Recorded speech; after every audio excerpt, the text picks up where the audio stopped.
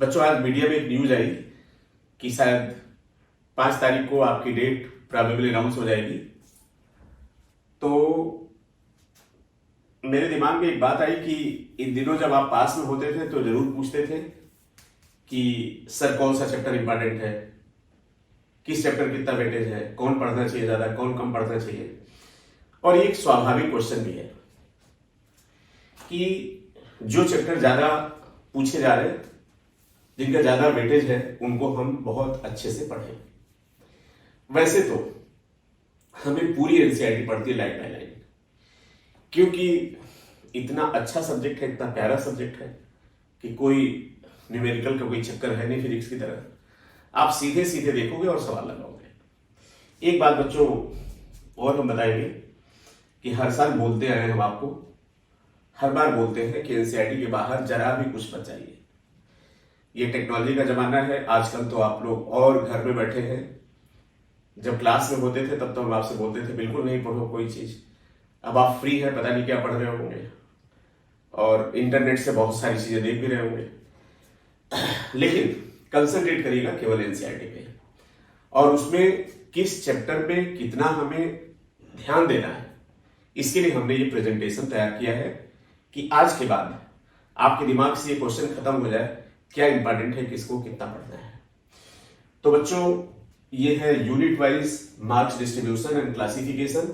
अगर ये marks distribution है तो क्वेश्चन का डिस्ट्रीब्यूशन अपने आप हो जाएगा, क्योंकि आप जानते हैं आपके हर एक क्वेश्चन के लिए 4 नंबर आपको मिलते हैं।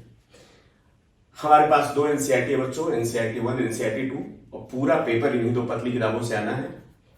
तो मैंने क्या किया, 2010 से लेके 2019 तक के यूनिट वाइज क्वेश्चन हमने देखे आपके प्रीवियस ईयर पेपर से।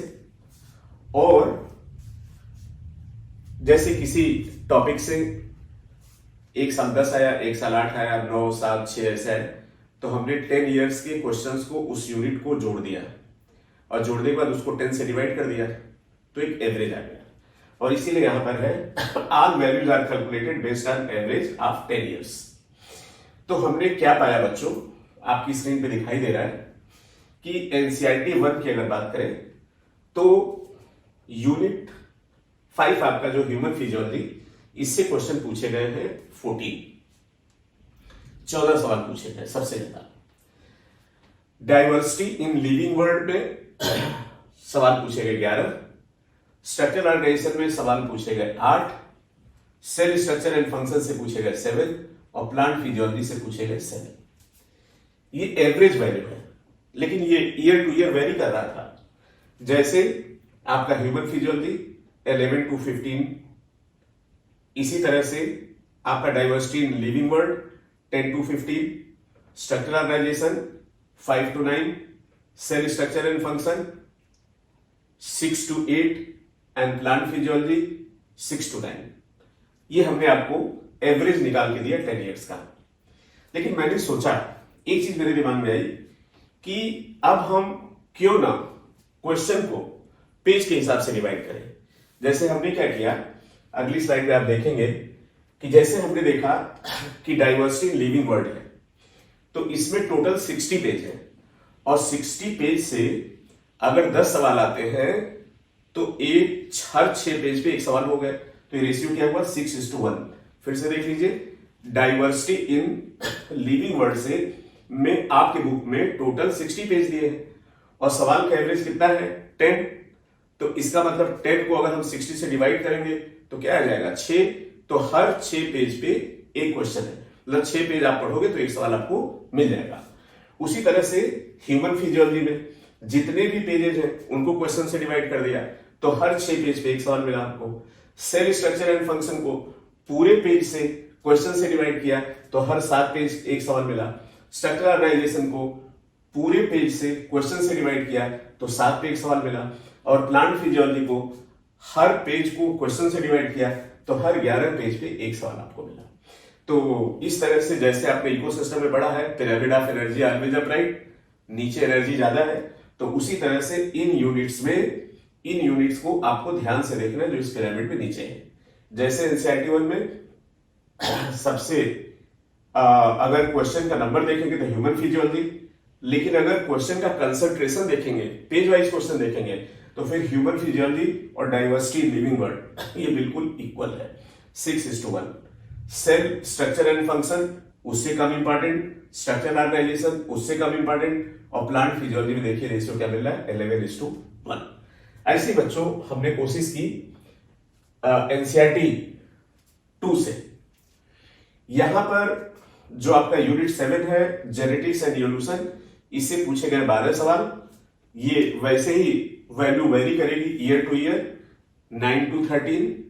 इसी तरह से ये जो आपका यूनिट 10 है इकोलॉजी, 9 to 13, कभी कभी 14 सवाल भी पूछे गए। Reproduction 8 to 12, biology and human welfare 5 to 8 and biotechnology 5 to 7। तो अगर हम इस पिरामिड को देखेंगे तो बायोटेक्नोलॉजी जो है इससे सबसे कम सवाल पूछे गए, जेनेटिक्स एंड इवोल्यूशन से सबसे ज्यादा सवाल पूछे गए। लेकिन मेरे दिमाग में ये बात आई कि बायोटेक्नोलॉजी में तो केवल 2 ही चैप्टर है, नंबर ऑफ पेज बहुत कम है, तो हम जरा सा पेज वाइज क्वेश्चन के एनालिसिस करते हैं। देखिए नेक्स्ट प्रेजेंटेशन में, अब देखिए यहां पर बायोटेक्नोलॉजी सबसे आगे आ गया। अगर टोटल हम पेज को क्वेश्चन से डिवाइड करेंगे तो हर 5 पेज पे एक सवाल आपको मिलता है। इकोलॉजी में हर 6 पेज पे एक सवाल आपको मिलता है। जेनेटिक्स इवोल्यूशन में हर 6 पेज पे एक सवाल मिलता है। इसका मतलब सेकंड में बायोटेक्नोलॉजी सबसे इंपॉर्टेंट हो गया और जेनेटिक्स इवोल्यूशन इकोलॉजी ये दोनों इक्वली इंपॉर्टेंट हो गए। अगर हम रिप्रोडक्शन वाला देखा हमने तो इसमें आ गया 6.5, 6.5 पेज पे एक सवाल आ रहा है, और बायोलॉजी ह्यूमन वेलफेयर पे हर 8 पेज पे एक क्वेश्चन आपको मिल रहा है। तो ये सारे बच्चों हम लोगों ने वैल्यू कैलकुलेट की है 10 इयर्स में। कैसे कैलकुलेट किया हमने आपको बता दिया। 10 इयर्स का यूनिट वाइज क्वेश्चन लिए, किस साल कितने आए, 2010, 11, 12, 13, 14, 15, 16, 17, 18, 19। इसको बच्चों हमने 10 से डिवाइड करके एवरेज निकाल लिया, और इस तरह से हमने इन दोनों प्रेजेंटेशन में आपको बता दिया कि किस यूनिट से कितने सवाल है और किस यूनिट में कितना पेज पढ़ने पे आपको कितने क्वेश्चन मिलेंगे। तो ये कोई गेस नहीं है, ये आपके सामने है बच्चों। इसके बाद बेटा हमने आपके लिए एक काम और किया कि अब हमने टोटल नंबर ऑफ पेजेस देखे।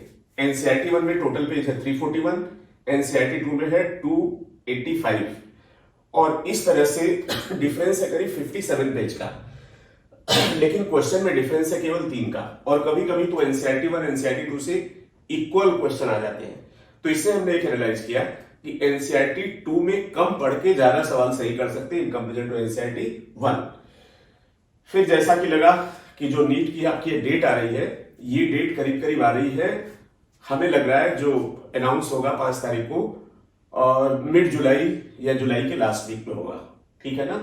तो फिर भी हमने और कम करके एक एवरेज निकाल लिया, टोटल 60 डेज, और टोटल पेज हो गए हम लोग के 626। तो हम average number of page per day के हिसाब से अगर देखें तो 10 हो गया। तो कम से कम ये 10 पेज पर डे आपको खूब अच्छे से याद कर लेना चाहिए, और ये करना हम लोगों को कि अगर इस पेज का कोई लाइन आएगी तो मेरा सवाल गलत नहीं होगा।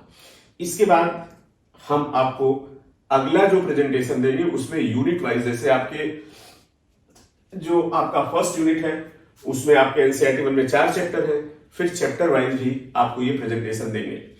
और हमने ये भी देखा है कि हर पेज में ज्यादा से ज्यादा 3 ऐसी लाइनें हैं जहां से सवाल बना है, और हमने चूंकि टाइम था, घर में थे, इतना टाइम कभी मिला नहीं, तो हमने कहा क्यों ना अच्छे से एनालिसिस करके अपने बच्चों को अच्छे से चीजें बताई जाए। टेक्नोलॉजी की हेल्प से मिल नहीं सकते हम, तो हर पेज पे जैसे हमने कहा हर 6 पेज पे एक सवाल, हर 10 पेज पे एक सवाल, तो हर 10 पेज पे वो कौन कौन से लाइन है ये भी बेटा हमने पॉइंट आउट कर ली है। तो हम आगे जो भी आपको वीडियो देंगे, जो भी प्रेजेंटेशन बनाएंगे, उन लाइंस के ऊपर बनाएंगे। थैंक यू सो मच बच्चों।